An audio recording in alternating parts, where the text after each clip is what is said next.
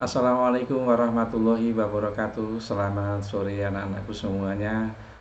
Bagaimana kabar kalian? Mudah-mudahan anak-anakku dalam keadaan sehat walafiat, tiada kurang suatu apapun, senantiasa hormat kepada Bapak Ibu guru, berbakti kepada orang tua, taat beribadah, dan senantiasa rajin belajar. Anak-anakku yang saya sayangi, sore hari ini kita akan membahas bersama-sama mengenai kisi-kisi soal ujian sekolah berstandar nasional. Jadi akan kita bahas kisi-kisi soal USBN mata pelajaran Bahasa Indonesia tahun 2018-2019. Anak-anakku yang saya sayangi, khususnya anak-anakku yang belajar dengan kurikulum 2006 berdasarkan kisi-kisi yang yang di-share atau diberikan oleh pemerintah, maka Bapak Ibu guru kalian akan membedahnya, akan memprediksi kira-kira kisi-kisi itu kalau dijadikan sebuah indikator soal itu seperti apa. Oleh karena itu anak-anakku berdasarkan kisi-kisi yang diberikan oleh pemerintah, maka khususnya Bahasa Indonesia kurikulum 2006 sudah saya prediksi mengenai indikator soal berdasarkan kisi-kisi tersebut. Di antaranya begini ya anak-anak. Nanti ada 50 ya, ada 40 soal pilihan ganda dan juga ada 5 soal huraian. Oleh karena itu anak-anak, di sini akan saya berikan contoh-contoh atau indikator ya, maksudnya indikator soal dari kisi-kisi tersebut. Anak-anak yang pertama akan disajikan sebuah tag ya. Ini nanti siswa atau kalian ya atau peserta didik ini menentukan makna kata ya, makna kata dalam suatu tag ya. Ini nanti bisa makna kata ataupun makna kelompok kata. Tapi biasanya ini menggunakan makna kata. Jadi ada tag, ada kata tertentu yang kalian diminta untuk menentukan maknanya. Yang kedua anak-anakku, disajikan sebuah tag, kalian diminta untuk menentukan isi yang tersurat. Ya, isi yang tersurat itu isi yang jelas-jelas tampak di dalam tag itu. Yang ketiga maksudnya ini menentukan informasi, ya, menentukan informasi yang terdapat dalam tabel tag ya maksudnya ini tag tersebut. Baik, yang keempat anak-anak ini disajikan, ini maaf tulisannya ya, disajikan sebuah biografi ya, peserta didik dapat menentukan keistimewaan tokoh. Tokoh ya, ini bukan tokoh tapi ini adalah keistimewaan tokoh. Jadi dalam biografi nanti kalian bisa menentukan keistimewaan dari tokoh biografi yang ditulis tersebut. Yang kelima disajikan sebuah paragraf, kalian ini sudah biasa yang menentukan gagasan utama, ide pokok itu ya. Terus yang keenam, siswa mampu menentukan informasi yang tersurat. Nah, kalau tadi informasi tersurat yang tampak jelas, ini informasi yang tersirat yang ada di balik tag itu. Yang kedelapan, anak disajikan tag mampu menentukan perbedaan penggunaan bahasa. Nah, biasa di dalam pelajaran bahasa Indonesia kita dihadapkan dua tag, maka kalian menentukan mungkin bahasanya baku tidak baku atau menggunakan bahasa yang terkait dengan bahasa daerah atau bahasa asing dan seterusnya. Berikutnya yang ke-9, mampu menentukan keunggulan tag resensi. Jadi kurikulum 2006 itu masih ada resensi, maka di situ nanti kalian diminta untuk menentukan keunggulannya. Ya, jelas itu tampak sekali kalau keunggulannya. Yang ini adalah keunggulannya. Boleh jadi kalian yang ada di wilayah selain di sini, di Ngawi maksudnya, bisa menggunakan kelemahan dari sebuah tag. Baik, berikutnya disajikan dua buah tag berita, menentukan masalah utama.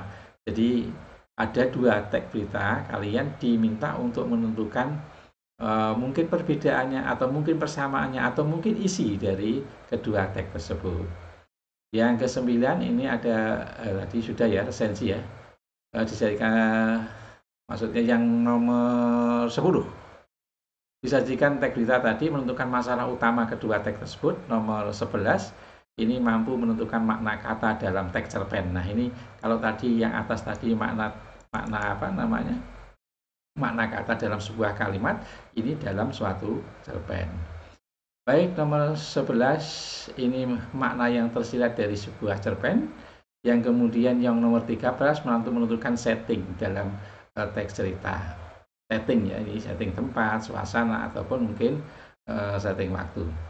Yang 14 disajikan sebuah teks cerita, peserta didik dapat menentukan tokoh utama. Tentunya ini teks cerita ya, maksudnya bisa cerpen, bisa cerita anak ya. Berikutnya nomor 15 dapat menentukan amanat, ya bisa tokoh unsur intrinsiknya bisa tokoh utama ataupun amanatnya. 16 ini disajikan teks drama, siswa menentukan karakter tokohnya, sangat mudah kalau kita lihat teks percakapannya. Yang nomor 17-18 ini adalah cerpen, bisa menentukan penyebab konfliknya apa, kemudian akibat konfliknya apa. Jadi kalau cerita itu mungkin nanti akan ada penyebab konfliknya apa, silahkan dibaca, mudah sekali.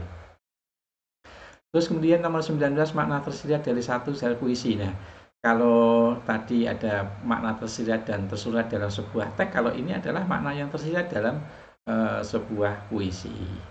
Yang ke-20 masih kait dengan cerpen, menentukan bukti watak tokohnya. Jadi kalau tokoh A itu wataknya baik, buktinya apa?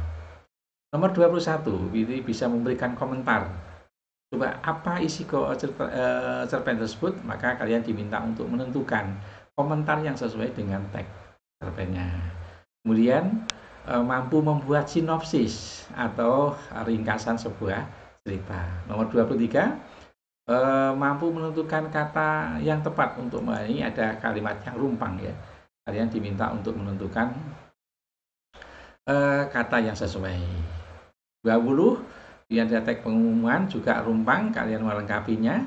21 melakukan masih juga petunjuk ya, petunjuk melakukan sesuatu, melakukan yang rumpang, kalian melengkapinya. Kemudian 26 ada pantun yang rumpang, bisa isinya yang rumpang, atau mungkin kalimat kedua ya, kalimat kedua dari sampilannya atau kalimat kedua dari isinya yang rumpang, kalian diminta untuk melengkapi.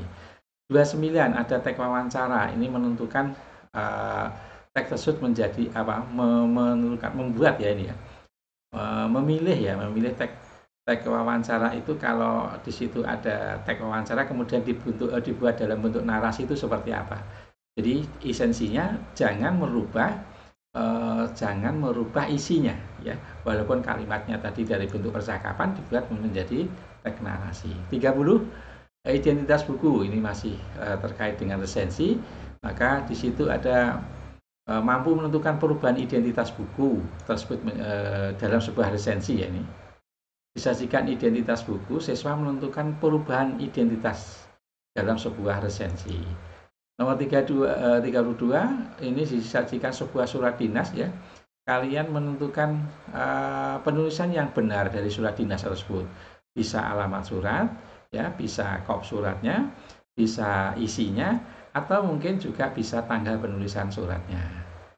Nomor 33 ini peserta didik disajikan sebuah teks rumpang menggunakan kata yang sesuai. Jadi mungkin nanti akan di sebuah kalimat rumpang, kemudian kalian memilih kata yang sesuai untuk mengisi kalimat rumpang tersebut. 34 disajikan alamat, ini termasuk surat dinas tadi. Kalian diminta untuk menentukan penulisan yang benar. Alamat surat misalnya, yang benar seperti apa? Penggunaan titel ataupun menggunakan jabatan, kepala sekolah dan seterusnya, penulisannya seperti apa? Yang ke-35 disajikan kalimat dengan penggunaan ejaan. Kalian menentukan ejaannya yang benar seperti apa. 36 ini disajikan kalimat tidak efektif ya, kalimat menentukan alasan kenapa kalimat tersebut tidak efektif. Ya sangat mudah. Disajikan sebuah teks resensi, ini masih resensi lagi, kalian ditentukan menentukan kesalahan penggunaan kalimatnya.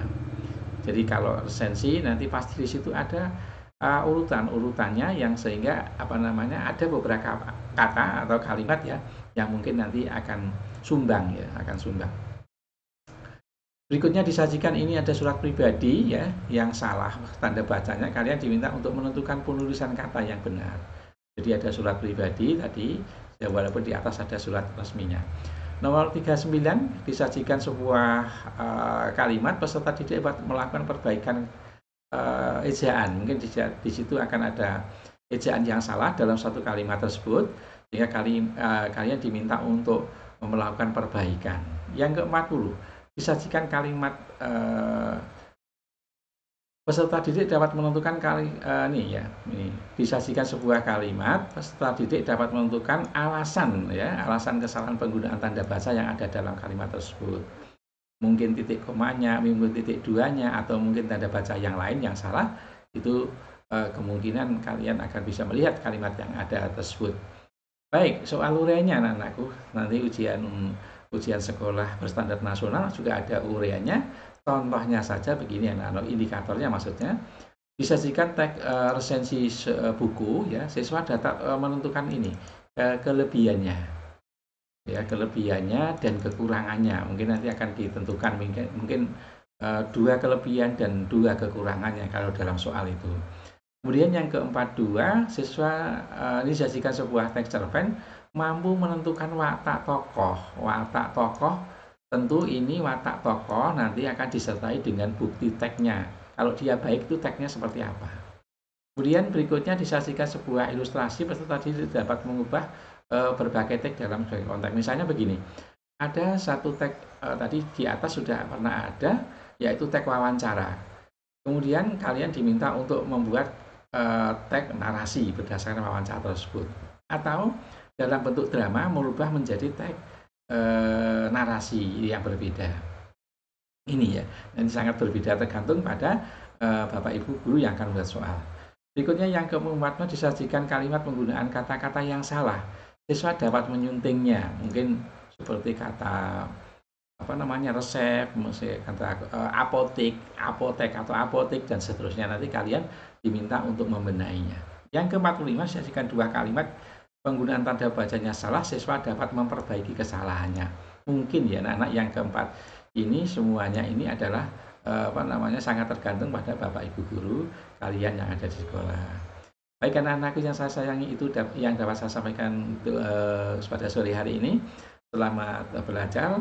Mudah-mudahan ini bisa menginspirasi kalian dalam belajar soal-soal ujian sekolah berstandar nasional. Terima kasih atas perhatiannya. Mohon maaf atas kesalahan-kesalahannya. Assalamualaikum warahmatullahi wabarakatuh.